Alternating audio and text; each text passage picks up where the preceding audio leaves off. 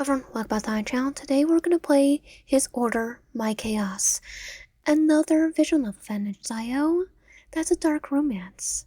So it might be a little bit of a yandere. Let's begin. Pardon me, but before we start the game, may I know your name before we proceed?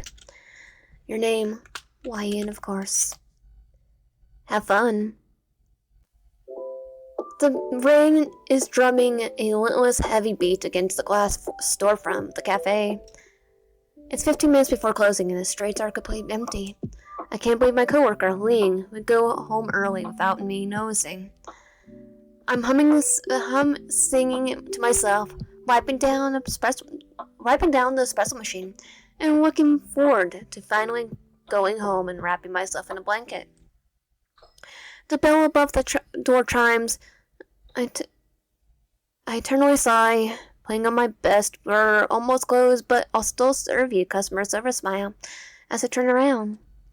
Welcome. Just a heads up, we're closing in about 50 minutes, but I can still make you a... The words catch in my throat. The man who just walked in doesn't look like any of my usual late-night customers.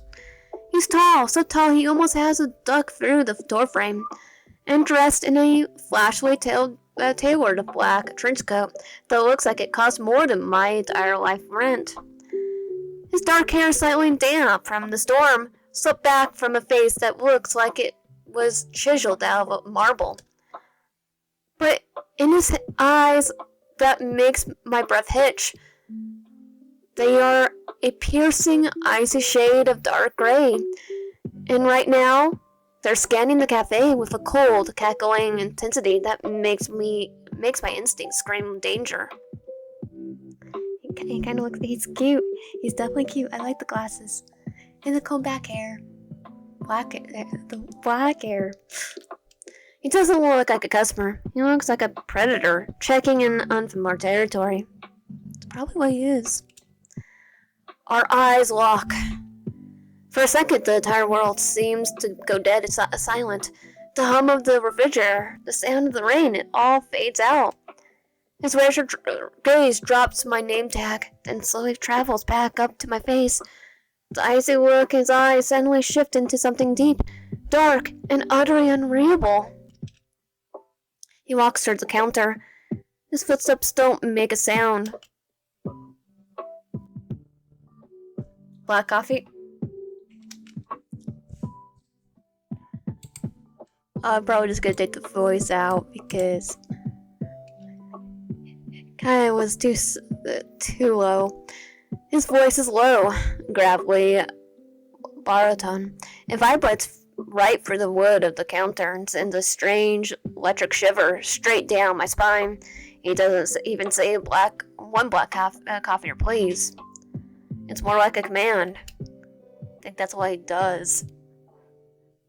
That's only what he knows. I swallow hard, trying to keep my hands from shaking as I grab a paper cup. Alright, black coffee, coming right up. No room for cream or sugar? No. Of course, right away, sir. I turn my back to him to pour the coffee from the brewer, and I literally feel the heat of his gaze burning into my shoulder blades. My hair is hammering against my ribs. Who is this guy? He radiates power, the kind that makes you want to look at the floor and stay quiet. I sigh curiously. Curiously. Why am I always curious at everything I see? I turn back around and place the cup on the counter between us. That'll be $4, sir. Still got it cheap. Especially now. He doesn't pull out a wallet. Instead, he reaches into his coat pocket. For a terrifying split second, my mind flashes to a weapon. Is he robbing me? My heart's leaping into my throat. But he just pulls out a crisp, brand new $100 bill and places it elegantly on the counter, sliding it towards me with a gloved hand. For the love of Wyan, you really need to stop overthinking every damn second. Keep the change. Wait, what? This is $100. I can't accept a $90 tip for a drip coffee. He leans forward, resting his hands on the counter, completely obliterates my personal space. Up close, I can smell the faint scent of rain, expensive leather, and a rich cologne. He looks down at me, his dark eyes tapping mine. Even though he looks is intimidating, I gotta admit, he even more attractive when he's close. Damn, I really need to stop daydreaming about it. Consider it free for silence. Silence? I blink, totally confused. Silence for what? Before I can answer, the heavy wooden door of the cafe is violently kicked open. The dangerous stranger instantly stepped closer to this dangerous stranger for protection. A loud crash echoes through the room as two rough-looking men in heavy raincoats burst inside. One of them is holding an iron pipe. His eyes wild and scanning the room, my heart leaps into my throat. Without thinking, my instincts scream at me to get away from the door, and I scramble backward, straight into the space between the tall stranger. I instantly bump into his back. He feels like a solid brick wall.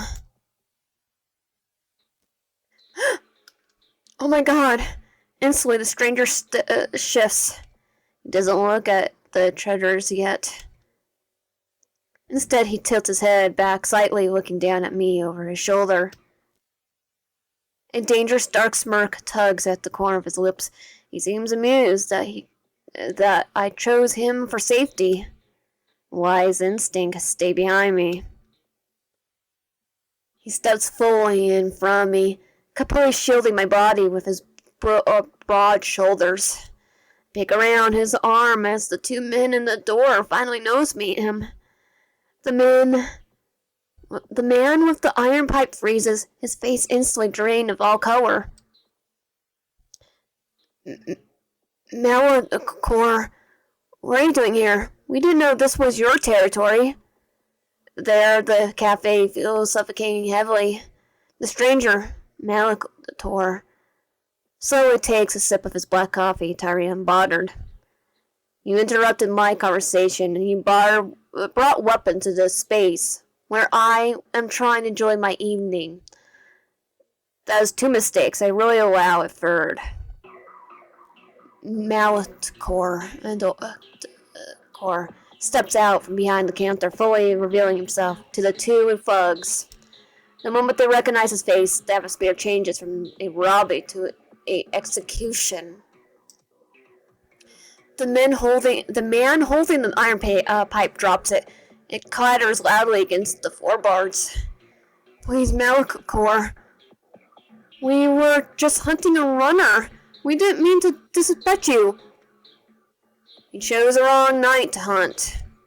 In a movement so fast my eyes are barely can track it, Malachor reaches inside his coat. A sleek silver firearm glistens under the warm cafe lights.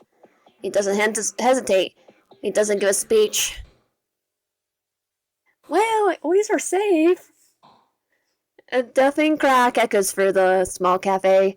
One of the intruders drops to the floor, clutching his leg and screaming in agony. The second intruder throws his hands in the air, falling to his knees, sobbing in terror. My breath hitches. I press my hand over my mouth to stifle a shiver. My knee is shaking violently. I'm trapped in a 15-foot radius with a cold-blooded monster. Malachor doesn't even look at the bleeding man. He casually clicks the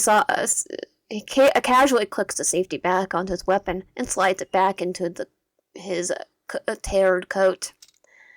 Then he turns around to face me. The contrast is terrifying. His hands are strained with the invocation of death, but his face is perfectly calm as he looks at me. He walks back to the counter, picking up his paper cup of black coffee, and takes a slow sip. I must admit, the coffee's not that bad. It's quite unique in a different way. It would be a shame for the establishment to close due to unforeseen messes. He steps closer, leaning over the counter until his face is just inches from mine. I could see the reflection of my own terrified face in his cold gray eyes. My sincerest apologies for the mess. Malachor murmurs, gesturing faintly towards the floor. I didn't anticipate such unexpected visitors this evening. He looks down at my terrified hands, a slow dark smile spreading beautifully across his face. Do try to rest your nerves. He turns and steps elegantly out into the pouring rain. The bell above the door gives a cheerful, mocking chime as it settles, leaving me utterly alone in his quiet cafe. I can't believe it. This is not how I pictured my shift today, to end like this. Like, what the heck? My gaze drifts from the crisp $100 bill resting on the counter. Is it just me? Or this bill he gave me looks a bit weird? I probably just imagined things. It's fake. It's covered. I shift my gaze to the bleeding, unconscious intruders in the floor and finally to the clock ticking on the wall, counting down the hours. My ordinary life is shifting in a different route, and who knows what in the freaking crazy things is waiting for me tomorrow. I stare at the mess in the cafe, trembling a bit of the sight. Maybe I should probably call the cops. Yeah. You know, it's a bad manner to leave a lamb alone with a dead body, especially during the night. Mares are for the living. Besides, fear makes the meat taste sweeter. Watch how beautifully a lamb trembles. What, are you gonna try to eat me?